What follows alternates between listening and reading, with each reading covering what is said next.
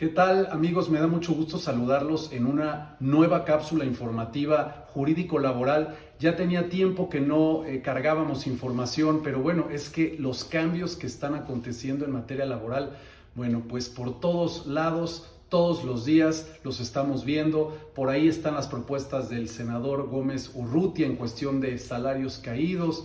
Acaba de mandar la propuesta, la iniciativa para reformar pues ahora también lo que es la subcontratación laboral. Se acaba de aprobar hace un par de días la ley federal, la ley orgánica del Centro Federal de Conciliación y Registro Laboral, bueno, desde luego por una mayoría apabullante, y ahora es cuestión de que pase al Senado.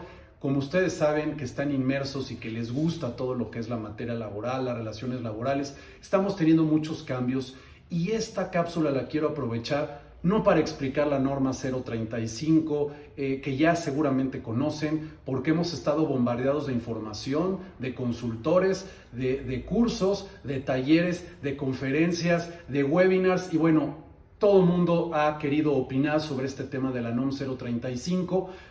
Seguramente tú ya la tienes identificada. Lo que quiero es aprovechar esta cápsula para hablar de las realidades, darles la realidad de la NOM 035 y de los mitos de la NOM 035. Seguramente en sus empresas ya la tienen implementada, están por concluir la implementación de la primera fase de la norma y bueno, si no es ni el primer ni el segundo escenario, los invito a que implementen y trabajen ya en lo que es la fase 1 de la NOM 035 y no necesariamente por cumplir con una obligación o por tener el temor de que lleguen a inspeccionarnos, sino porque estoy convencido de que tenemos que poner en el centro de los negocios y de la operación y de las empresas al trabajador. Richard Branson por ahí decía que el cliente no es lo más importante son los trabajadores. Si tratamos bien a los trabajadores, ellos tratarán bien a nuestros clientes. Entonces, bueno, yo soy un convencido de que es una oportunidad. La NOM 035 no es una amenaza para las empresas,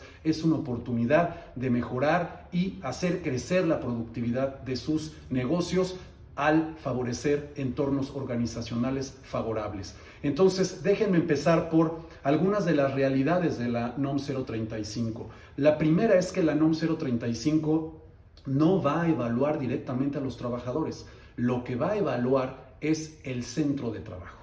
Esa es una primera realidad que debe de quedar claro. Sí se hacen ejercicios en los trabajadores, pero no necesariamente para evaluarlos a ellos de manera directa, sino al centro de trabajo. Esa es una primera realidad. La segunda es que es obligatorio para todos los centros de trabajo del país. No importa si tu empresa es micro, si es mediana, si es grande, si es pequeña. Esta norma está dirigida para todas las empresas del país, sin importar el giro, sin importar si son 4 empleados y si de esos 4 empleados los 4 son familiares. Es decir, esta norma se tiene que aplicar. Tiene en una tercera realidad las obligaciones diferenciadas, como seguramente ya lo tienen identificado. No se le va a exigir lo mismo a un centro laboral que tiene 2 empleados, a uno que tiene 25 empleados o a uno que tiene 1000 empleados. Hay una diferenciación y está clasificada la norma en 3 grupos o en 3 bloques, que es de 1 a 15 empleados, de 16 a 50 empleados y de más de 50 empleados. Entonces ahí tenemos otra realidad y es obligaciones diferenciadas. Otra realidad que les quiero compartir y que ha habido un poco de confusión es que esta norma es verificable por la autoridad por centro de trabajo o por sucursal si fuera el caso. Déjenme poner este ejemplo. Si tú tienes una empresa donde tiene un corporativo en la Ciudad de México, pero tiene sucursales en el interior de la República, esta norma no necesariamente vas a cumplir si acreditas la implementación en el corporativo o en las oficinas centrales. Si llegan a inspeccionar la sucursal o alguna de las oficinas matriz, se tiene que demostrar la acreditación de las obligaciones que marca la norma en esta parte de la evaluación del cumplimiento en ese centro laboral específicamente. Otra realidad es que se ha mal manejado este tema de los factores de riesgo psicosociales. Sí es una realidad que la norma es para identificar, analizar y prevenir factores de riesgo psicosocial, pero ojo, en el trabajo. Tiene que ser un tema que detone un factor de riesgo psicosocial producto del trabajo. como pueden ser las condiciones de trabajo, como pueden ser la jornada de trabajo, como puede ser la violencia laboral, como puede ser también los malos liderazgos o las relaciones negativas dentro de la esfera de los compañeros de trabajo. Todo eso son ejemplos de cómo pueden detonarse los factores de riesgo psicosocial por una causa que nace en el trabajo. No va a medir esta norma si el empleado tiene un riesgo psicosocial que no es producto de cualquiera de estos elementos que yo les he dado. Por si se da el caso de que tengamos un empleado en proceso de divorcio, en proceso de luto por el fallecimiento de un familiar muy cercano, si bien es cierto, es una situación lamentable que puede mantenerlo en un estrés, no es responsabilidad de la empresa. Por otro lado, hablando de estas realidades, las inspecciones de trabajo sí ya están en curso desde el 23 de octubre. Sin embargo, adelantándome un poquito a los mitos, no va a haber inspecciones de la Secretaría del Trabajo para evaluar la NOM 035 de manera específica. Lo que existen son inspecciones en materia de seguridad e higiene y en el cumplimiento de las normas oficiales mexicanas aplicables a ese centro de trabajo o a esa empresa, dependiendo el giro, la industria, etcétera, le van a inspeccionar las normas oficiales que le correspondan, entre ellas la 35, que es para todos los centros laborales. Pero sí, es una realidad que les comparto, las inspecciones ya están en curso por parte de la Secretaría del Trabajo. Otra realidad también, y que se ha hecho mucho ruido para espantar a los patrones, y yo les diría, no nos espantemos, simplemente ocupémonos para bien implementar esta norma, pero sí les tengo que compartir que las multas sí, es cierto, oscilan entre los 21,000 y los 422,000 pesos a el centro laboral por cada obligación no cumplida y por cada trabajador afectado.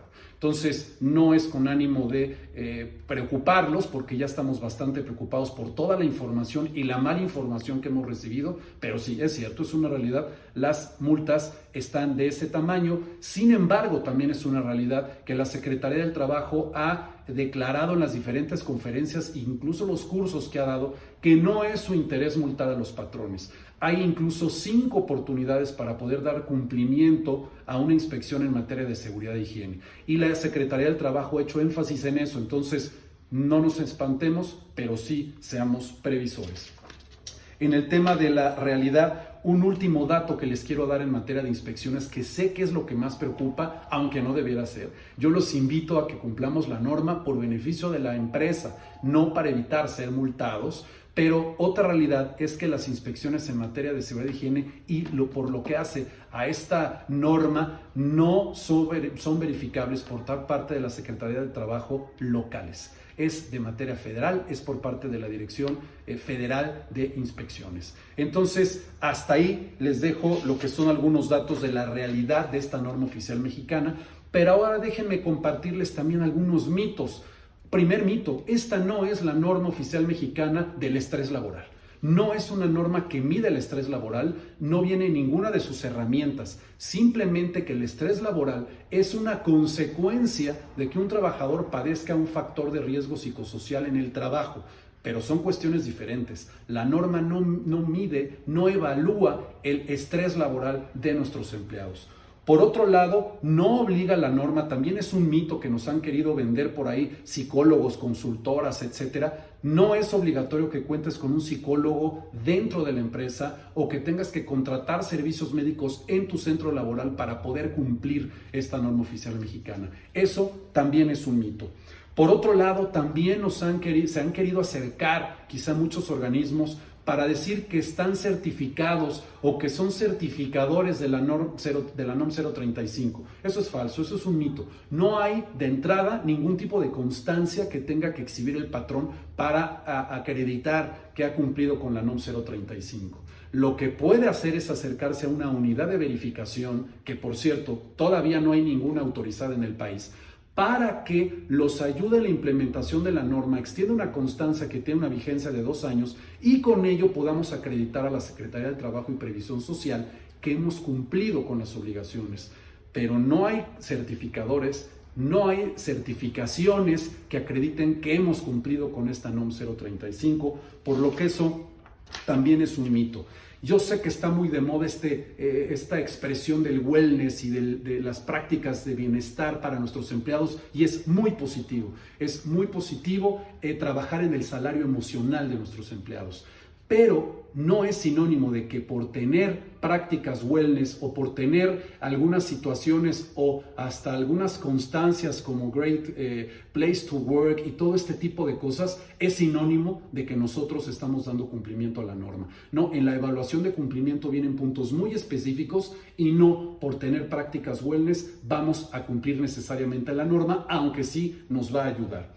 Por otro lado, se ha dicho también que esta norma es una herramienta para realizar evaluaciones psicológicas en los empleados. Eso es un mito, eso es falso, eso no es cierto. La norma no evalúa condiciones psicológicas de los empleados, como tampoco detecta trastornos mentales. Eso es falso y eso también es un mito. Finalmente, como otro mito que les puedo compartir, es que la norma no exige que se contraten especialistas para poder implementar la norma. Entonces, es una realidad que es falso, es un mito y no es necesario que las empresas tengan que adoptar este tipo de especialistas para poder implementarla. Ahora, en una realidad hay empresas que, porque la norma es un poco técnica, se están acercando a abogados, despachos de abogados, ingenieros, industriales, para ayudarse a implementarla, pero es una realidad que esto no es obligatorio. Bueno, pues yo espero que con estos datos, con estos mitos, con estas realidades, quede un poco más claro de qué va la norma oficial mexicana. Espero que les sea de utilidad y nos vemos en nuestra próxima cápsula informativa. Gracias.